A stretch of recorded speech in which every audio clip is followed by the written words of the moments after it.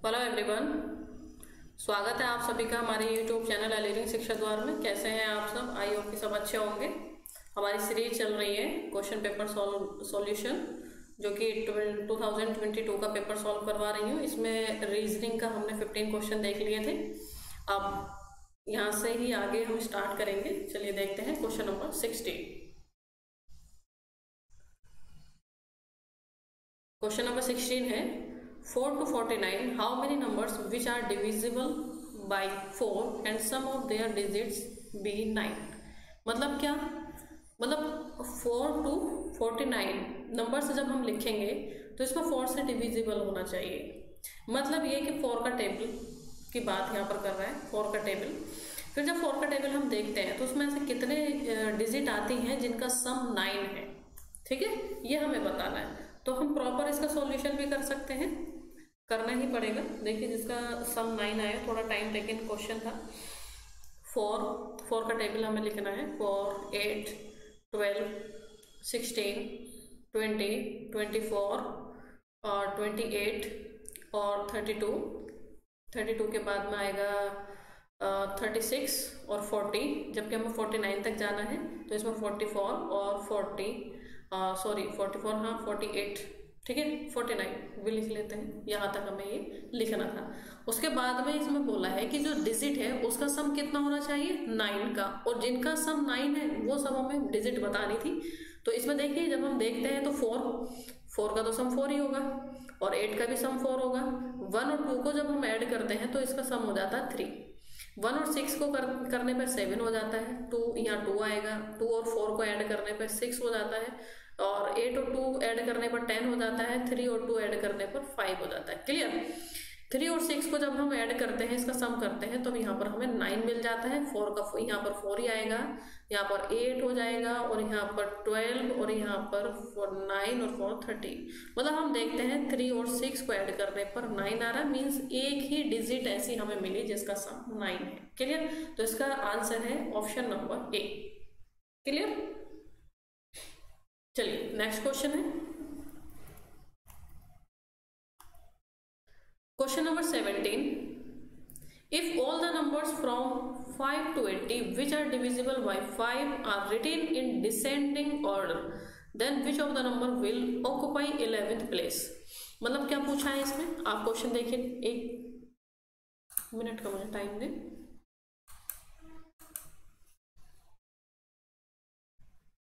ठीक है, रिकॉर्डिंग हो रही है।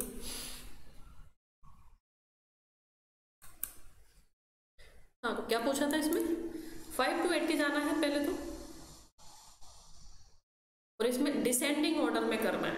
ठीक, डिसेंडिंग ऑर्डर में जब हम करेंगे, और क्या पूछा 5, तो 5 का टेबल हमें यहाँ पर लिखना है। क्लियर? 80, 75, 70, 75, ये ऐसा करना ही पड़ता है क्योंकि ऐसा हमें क्या मालूम कि 11th प्लेस पे क्या आने वाला है। 65, 60, 55, 50। डिसेंडिंग ऑर्डर में पूछा था इसने, डिसेंडिंग ऑर्डर। फिर 45 के बाद में 40, 35, 30, 25, 20 और फिर 15, 10 और 5। क्लियर? अब यहाँ पर क्या बोलना तो पूछा था इसने, 11th प्लेस कहाँ से, टॉप से। तो 1, 2, 3, 4, 5, 6, 7, 8, 9, 10 और 11th प्लेस पे क्या हो गया, 30। Option number B. क्लियर? चलिए नेक्स्ट क्वेश्चन है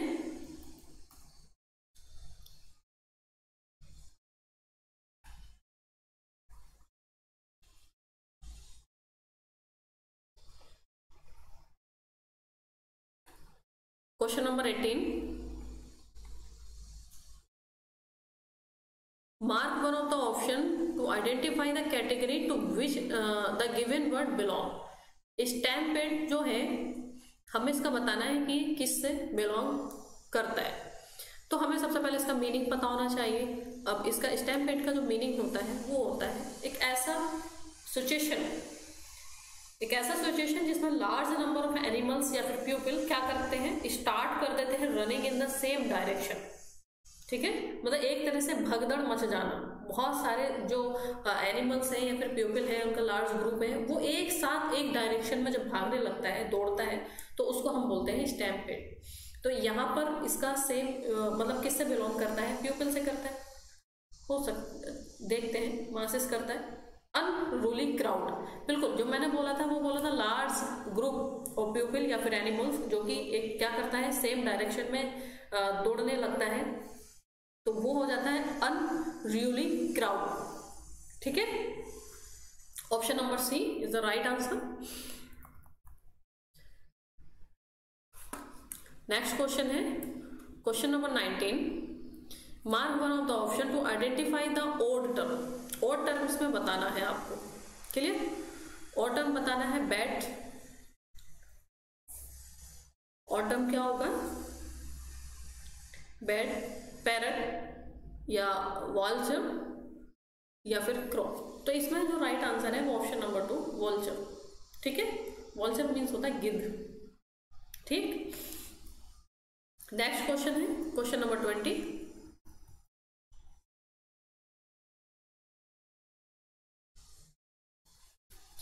मल्टीप्लीकेशन बराबर डिवीजन, डिवीजन बराबर एडिशन, एडिशन बराबर सब्ट्रैक्शन एंड सब्ट्रैक्शन बराबर multiplication. Solve the following equation. आपको ये इक्वेशन सॉल्व करनी है जब आपको ये जो साइन दिए हुए हैं इससे डायरेक्टली आपको सॉल्व नहीं करना है, इस जो साइन दिए हुए इसको आपको चेंज करना है अकॉर्डिंग टू क्वेश्चन जिसमें दे रखा है ये। तो मल्टीप्लाई बराबर क्या दिया है इसमें, डिवीजन। तो हमें पूरा लिखने की जरूरत नहीं है, हम शॉर्टकट से जाएंगे। मल्टीप्लाई क्या होता है, निशान इस तरह से होता है, तो इस ये मल्टीप्लाई बराबर क्या दिया हुआ, डिवीजन, हम इस तरह से लिखेंगे। क्लियर? और डिवीजन बराबर इन्होंने क्या दिया हुआ है, एडिशन। ठीक है, एडिशन बराबर इन्होंने दिया है सब्ट्रैक्शन।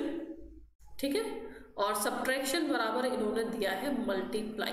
तब आपको ये सॉल्व करना है। ठीक है, इक्वेशन लिख लेते हैं 110 20 10 प्लस 40 माइनस 10। अब आप इसको चेंज करना है, सीधा आपको सॉल्व नहीं करना है, आपको इसमें ये चेंज करना है।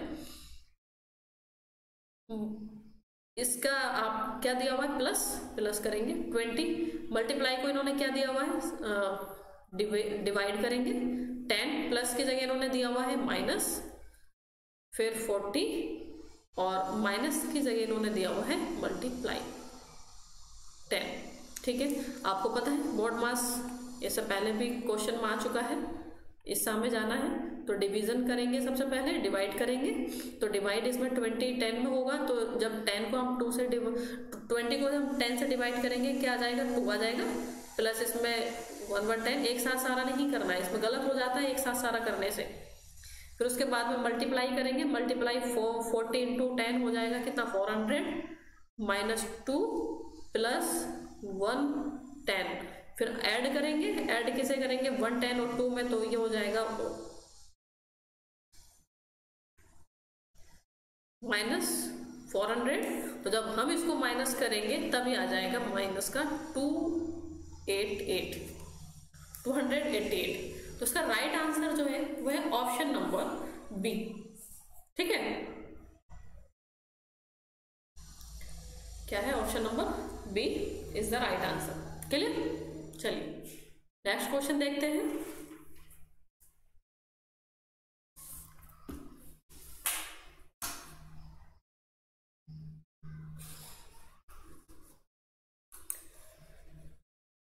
क्वेश्चन नंबर 21, कोशिश करिए इसको आप सॉल्व करने की।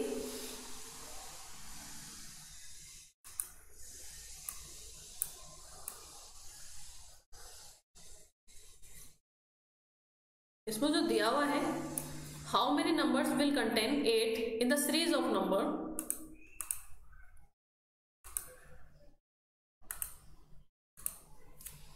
From 8 to 100। ऐसा क्वेश्चन हर बार आता ही है, तो आपको बहुत अच्छे से इसको करके जाना है। इसमें 8 का दिया है, इन the series of number from 8 to 100 दिया है, तो 8 to 100 में जो इसका आएगा वो आएगा 19।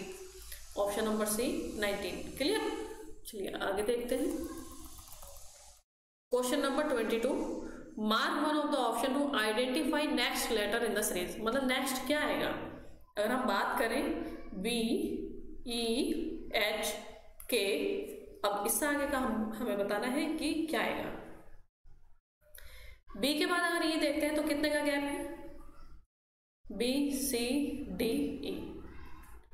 ये +2 भी कर सकते हैं, +2 में कुछ बच्चों को कंफ्यूजन हो जाता है +2 के बाद में क्या आएगा, तो आप सीधा लिख भी सकते हैं, ताकि आपको कंफ्यूजन ना हो कि 2+2 करने पर क्या आ रहा है। फिर एच है, मतलब ई के बाद में A B C D E F G, G के बाद में एच आ रहा है, ठीक है। फिर एच के बाद में के है, तो यहाँ पर एच आई जे, और जे के बाद में क्या आ रहा है, के। फिर हम के के बाद में +2 करते हैं जब के में, मतलब के एल एम, तो यहाँ पर एन आना चाहिए, ठीक है।